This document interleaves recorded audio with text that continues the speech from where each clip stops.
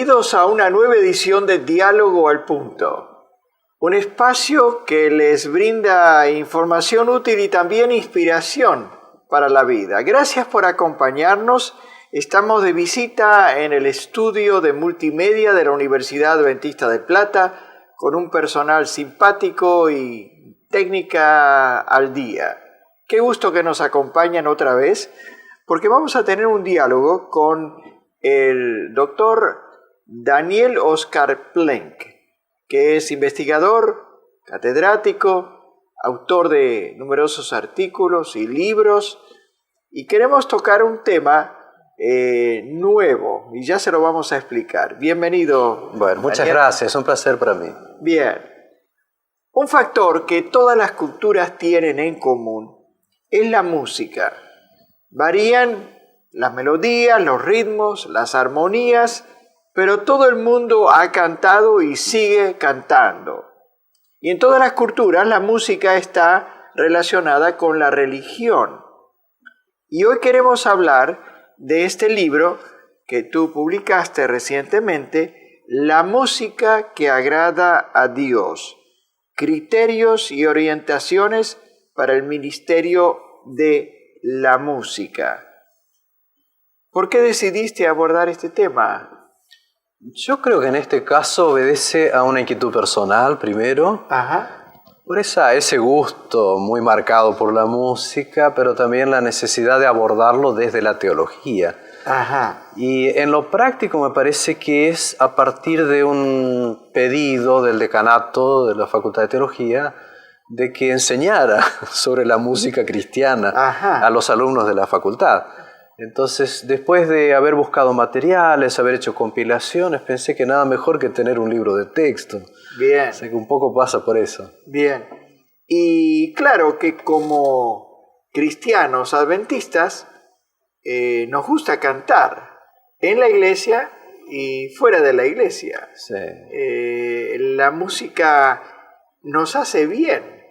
Sí, naturalmente es un medio de comunicación, es un medio de expresión, es un medio de acercamiento, es un lazo de unidad, es aquello que nos permite, por supuesto, alabar el nombre de Dios también. Claro, y ese es el énfasis aquí. Ahora, uno se pregunta con este subtítulo, ¿cómo sabemos los humanos la música que le agrada a Dios? Sí. Claro. ¿Cómo llegamos a contestar esta pregunta? Esa es la pregunta que un hermano mío me hizo cuando publiqué el primer libro que se llamaba El culto que agrada a Dios. Entonces la pregunta es, ¿y cómo sabes? Bueno, debo hacer una confesión también. Sí. No es el título que como autor había sugerido. Bien. Pero las casas publicadoras tienen sus libertades para sugerir otra cosa. De todas maneras, hay pautas en la Biblia para decir, bueno, las orientaciones nos ayudan para que en todos los aspectos de la vida, y por qué no la música también, podamos hacer aquello que agrada a Dios. Y una cosa que me llamó la atención es que tú dices que hay como 575 menciones de la música en 44 de sus libros. Correcto.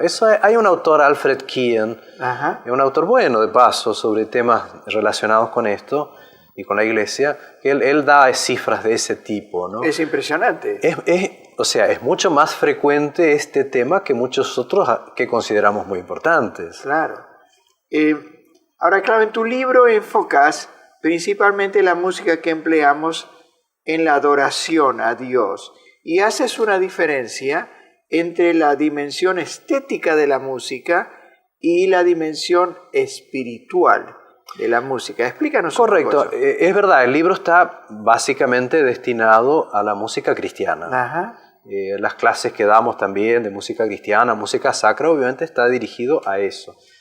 Pero uno de los factores que nos ayuda a entender lo que es la música cristiana es cuando comprendemos que no es solo una expresión artística.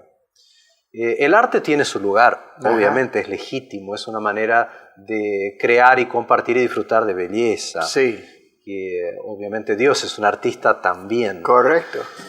Un amante de lo bello, exacto, es el inventor de la belleza. Y dice, como diría Elena de White, y sobre todo le gusta la belleza del carácter, ¿no? Ah, claro. Pero bueno, en este caso la diferencia es así. La música secular o la música artística tiene una función precisamente estética. Sí. O sea, crear belleza, compartir, disfrutar. ¿Por qué lo hacemos? Porque nos gusta, nos hace bien. Sí. Muchas veces, incluso hasta nos eleva, nos ayuda. Ahora, la música cristiana es, como sugiere un autor, es una música funcional. Ajá. Vale decir, es una música direccionada al cumplimiento de un objetivo. Entonces, no es solo arte, o como decía este autor, no es arte puro. Ajá. Es un arte que se practica con una misión. Y la música cristiana debe estar a la altura de esa misión. Tú comienzas con el Antiguo Testamento, en que nos hablas de las funciones que tenía la música en el pueblo de Israel. Sí, correcto. Por supuesto que como este autor citaba más de 500 alusiones a la música, mi primer objetivo fue estudiar esas alusiones. Y encontré que en el Antiguo Testamento hay una riqueza muy grande con respecto a esta temática, y que la música acompañaba ya sea las personas o las familias o los reyes o el reino o el pueblo de Israel en las circunstancias más diversas. Y las funciones están señaladas en el libro. Normalmente era para expresar alegría, es lo que más aparece, pero a veces tristeza, momentos de duelo, etcétera, ¿no? A veces los instrumentos musicales como el shofar o la trompeta era para un momento de alarma, para convocar o para alertar. Muchas veces cuando los reyes eran coronados, ahí había todo un despliegue musical. A veces simplemente para un momento de placer, para celebrar victorias militares. Acompañaba la música en algunas circunstancias al propio ministerio de los profetas. Algunos profetizaban con música. Exacto. ¿no? Y en el caso de Saúl tenemos ya un anticipo de la musicoterapia. ¿no? Y tú hablas también de los instrumentos hebreos. Aquí los proyectamos en la pantalla.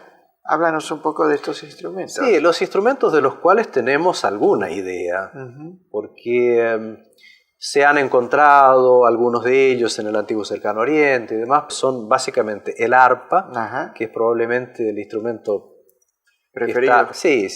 Que aparece más veces. Se habla de flauta, también un instrumento de viento. Hay un pandero, el mencionado, trompeta, shofar, el cuerno, ¿no? Salterio y címbalos son los instrumentos más frecuentes. Hay otros, pero se usan muy poquitas Estos son los más comunes. Son los más comunes. Sí. Una sorpresa que me llevé a leer tu libro es que en el Nuevo Testamento hay muchas menos menciones a la música y en relación con el servicio de culto, que en el Antiguo Testamento era muy importante. Sí, es verdad, es verdad. ¿A qué se debe eso? Bueno, yo diría primero que nosotros tenemos en el Nuevo Testamento, como en otros temas también, una continuidad. Vale decir, muchas cosas que ya quedaron absolutamente claras en el Antiguo Testamento, no se hace un énfasis tan importante en el Nuevo. Pero otra cosa que es fundamental es que en el Nuevo Testamento la liturgia cristiana no incluía instrumentos musicales. Entonces, como no había instrumentos, no hay alusión a instrumentos ni nada, porque como sabemos, la continuidad que se da entre el culto de la sinagoga, que no tenía instrumentos musicales, solo música vocal, continuó la iglesia cristiana.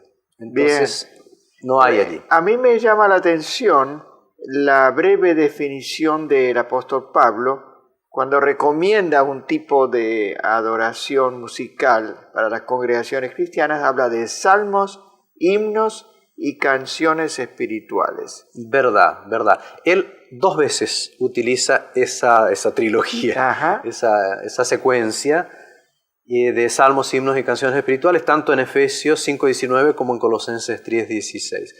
Y para ciertos estudiosos, estos 2 textos son las declaraciones más importantes del Nuevo Testamento sobre la música. Son las más significativas.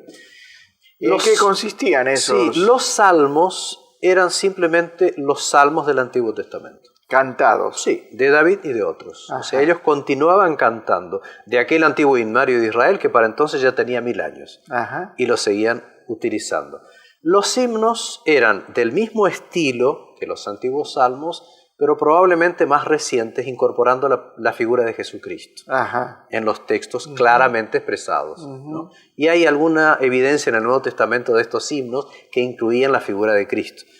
Y los cánticos espirituales, lo más probable es que se refiera a cánticos espontáneos, compuestos en el momento para la ocasión, diríamos hoy prácticamente improvisados. Bien, bien.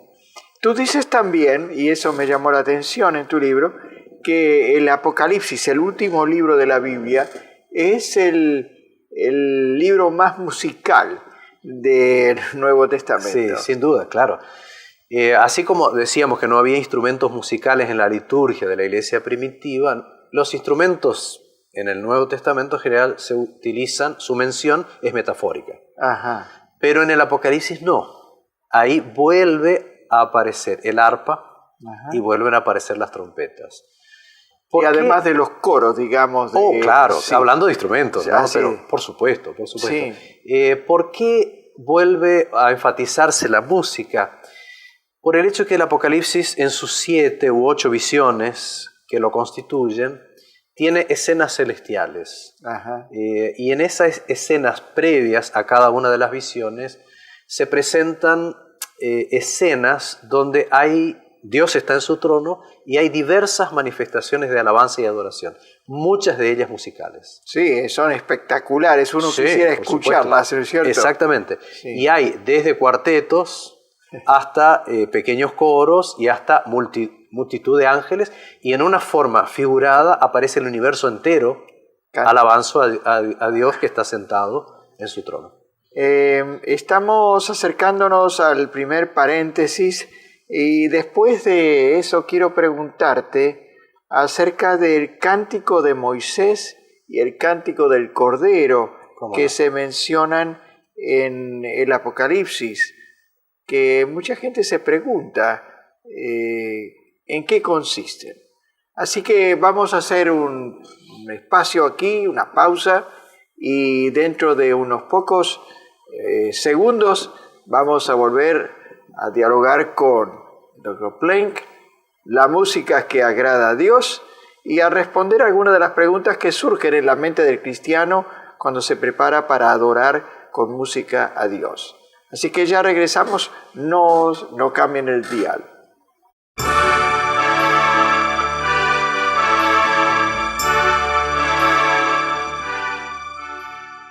La Red de Profesionales Adventistas es un registro global de profesionales que tienen una dirección electrónica y poseen un título universitario. Si usted desea apoyar la misión adventista con sus talentos y experiencia profesional, lo invitamos a inscribirse en esta red.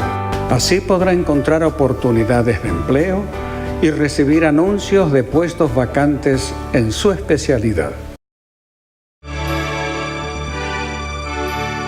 Muchas gracias por seguir en sintonía con Diálogo al Punto y esta conversación que estamos teniendo con el doctor Daniel Oscar Plenk acerca de un libro reciente suyo, La música que agrada a Dios. Y dejamos en suspenso una pregunta, la pregunta de qué significan esas expresiones del Apocalipsis de que los redimidos cantan el cántico de Moisés y el cántico del Cordero. ¿Quiénes lo cantan y en qué consisten esos cantos? Sí, habría que recordar también, de paso, Humberto, que Apocalipsis es un libro donde la palabra adoración es muy frecuente. Yo diría 1/3 de las menciones de la palabra, la más importante de adoración, están en el Apocalipsis, y especialmente en la parte central del libro. En el caso de Moisés y del Cordero, es evidente que Apocalipsis, como un libro que utiliza muchos símbolos, está tomando un símbolo muy conocido, que es la figura del Éxodo. Y como los estudiosos nos han dicho, el motivo teológico del Éxodo es uno de los más recurrentes en el libro de Apocalipsis. Entonces, así como una vez hubo un pueblo hebreo que salió de la esclavitud para ir hacia la tierra prometida, pero también ir al encuentro con Dios y poder adorar a Dios en libertad, en una circunstancia totalmente diferente. También el pueblo de Dios en el tiempo final también es liberado, ya no de Egipto, sino de la Babilonia simbólica, y también se prepara para celebrar ese cruce del Mar Rojo y poder estar en libertad para servir a Dios para siempre. Es un simbolismo tomado del Antiguo Testamento. Y el Cordero es el que trae esa libertad del pecado. Exactamente. Y así el triunfo. Como fue también en la Pascua, el Cordero era el elemento central de esa celebración. Bien. Y por supuesto, Cristo representado como el Cordero de Dios, que es el que hace posible esa liberación del pueblo. Y su regreso para instaurar otra vez el paraíso que perdimos. La Canaán celestial, ¿no? Sí, sí. ¿Tú has tenido alguna formación musical? Porque veo que aquí hablas con bastante conocimiento. Sí, si bien el libro está enfocado desde la teología. Pero sí, he estudiado música desde bastante chico. Mis padres también gustaban mucho de la música. Mi padre fue integrante del coro del Colegio Adventista del Plata en los años 50. Y bueno, la música generalmente se la recibe de familia, ¿no? Y sí, me mandaron a estudiar música desde chiquito y estudiábamos piano y después el Colegio Adventista que está en Misiones, Argentina, en el norte del país, donde cursé los estudios secundarios, ahí estudié música con un muy buen profesor. Y terminé un profesorado. ¡Qué bien! Elemental, sería de piano, teoría, solfeo, esas cosas. Y sí he practicado mucho, especialmente música cantada. He cantado como solista mucho tiempo. ¡Qué bien! No lo hago ahora, pero... Tienes la música en el corazón. Sí. Cuartetos, coros, el coro del colegio aquí, sí. Es una linda experiencia para un joven cristiano cantar. Yo también. Y lo he usado mucho en el trabajo pastoral también. ¡Qué bien! Sí. ¡Qué bien!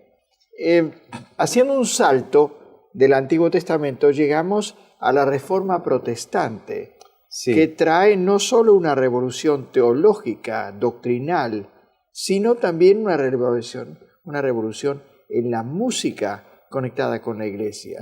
¿No es cierto? Háblanos un poco de eso. Sí.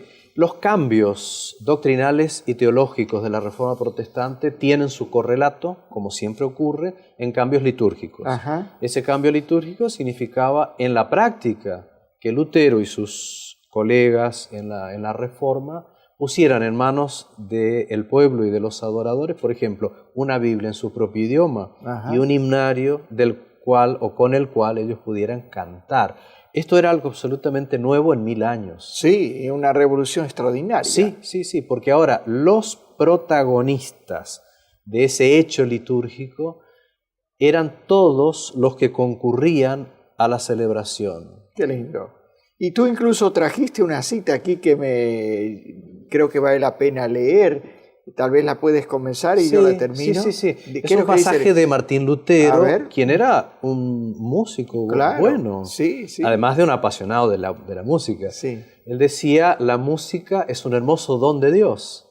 Después de la teología doy a la música el lugar más alto y el supremo honor. No cambiaría lo poco que sé de música por algo más grande. La experiencia prueba que después de la palabra de Dios solo la música merece ser glorificada como señora y dominadora de las emociones del corazón humano.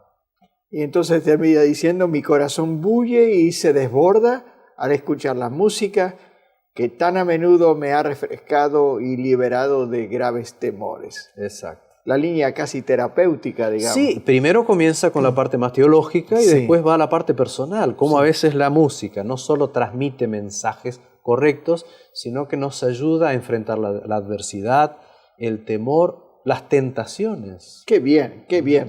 Gracias, Martín. Entonces, tú buscas un poco la historia de la música dentro del movimiento adventista. Sí. Y lo estudiaste. Háblanos un poquito de eso. ¿Quiénes eran los primeros músicos adventistas? Es interesante que Jaime White, o James White, él ya era un buen músico y venía de una familia también que gustaba de la música. La primera publicación de los adventistas del séptimo día en realidad fue un himnario. ¡Qué notable! Sí. porque ese movimiento que venía, movimiento que en su inicio fue interconfesional, sí, venía de gente que valoraba muchísimo la música. El movimiento millerita tuvo su fuerza, y el movimiento adventista también, en los cantos espirituales, cantos religiosos. Así que eso fue así. Ya James White, o Jaime White, como decimos en estas tierras, publicó un himnario en los años 40. 1840. Sí, claro, iba a decir 1840. Y en pocos años él fue publicando himnarios, primero sin música, ¿no? En los años 50, himnarios con música. Y bueno, y compilando canciones e himnos. Y añadiendo algunas propias también. Sí, al comienzo no, porque no había, pero muy poco tiempo después, cuando el cuerpo doctrinal del adventismo fue tomando forma, también surgieron aquellos que querían ingresar al himnario adventista himnos que reflejaran esos conceptos doctrinales, como el sábado, el santuario y otro tipo de cosas. La segunda venida de Cristo. Por supuesto, por supuesto. Ahora, tú también has estudiado un poco la himnología de los himnarios adventistas en español. Y aquí estamos proyectando lo que tú incluyes en el libro. Tenemos solo 4 himnarios en nuestra historia. 1916, de paso, al comienzo, los hermanos que llegaron, por ejemplo, a la Argentina, cantaban himnos en alemán, himnos que conocía el mundo protestante en general. Pero el primer himnario en español, 1916, era un himnario sin música, publicado por la Casa Editora Sudamericana en Buenos Aires. En 1921 ya aparece un himnario con música que se usó por bastante tiempo, ¿no? 40 años. Y después un himnario que tú conoces muy bien, 1962, el himnario adventista en español, que también se usó por casi 50 años, ¿no? Yo tuve la oportunidad de tocar los himnos a pedido del director de redacción, el doctor Fernando Chay, en la Pacific Press. Me fui al auditorio y tocaba en el piano y cantaba los himnos, y hubo que hacer algunos pequeños ajustes de la letra.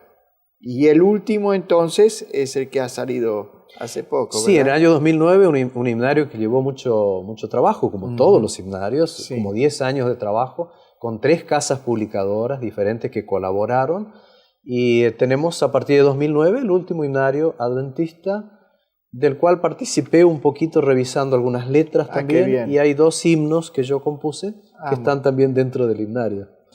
El apóstol Pablo declara: cantaré con el espíritu, pero cantaré también con el entendimiento. ¿Qué quiere decir eso? Él dice lo mismo aquí que acaba de decir respecto de la oración. Porque también, hablando acerca de la oración, habla de el espíritu y del entendimiento. Yo creo que es un texto digno de estudio y podríamos profundizar en él, pero al menos digamos alguna cosita. Nos llama la atención la necesidad de un equilibrio. Eso es lo primero que uno capta así. No es solo una cuestión de un arrobamiento espiritual o una influencia espiritual, la parte emocional incluso, sino que Pablo invita al equilibrio. Eso otro está bien, y la música va muy al corazón y se presta en las canciones espirituales para la influencia del Espíritu Santo, nuevas composiciones y todo lo demás. Pero el entendimiento también, el uso de la razón. Entender lo que estamos cantando. Entender la parte emocional está bien, pero sin dejar de lado la razón. Habría mucho más que decir, porque vemos que avanza el reloj aquí. Hablar un poquito, como haces en el libro, acerca de los ángeles que cantan en distintos momentos clave. Muy interesante ese concepto. Tú lo relacionas también con aspectos esenciales de la adoración, y estamos proyectando aquí esta imagen en donde se muestra la misión de la Iglesia en relación con la música. Creo que aquí podríamos juntar esta idea con aquello que decíamos. Si la música no es un arte puro, no es solo arte, sino es un arte direccionado al cumplimiento de una misión, la tesis que yo presento en el libro es la siguiente. En el contexto eclesial, la música está al servicio de la liturgia. Y la liturgia tiene que estar al servicio de la misión de la Iglesia. Entonces vale preguntarse cuál es la misión de la Iglesia. Y hay una triple dimensión que los autores suelen repetir, que es adoración, edificación y evangelización. Entonces, esos son los grandes objetivos del culto, pero también de la música que está al servicio de ese culto. Muy bien, muy bien. Estamos dando la oportunidad a nuestros televidentes que están interesados en adquirir el libro. Se lo puede conseguir aquí, editorialaces.com, que es un libro útil para todo aquel que tiene alguna parte en el Ministerio de la Música en la Iglesia. Estamos terminando.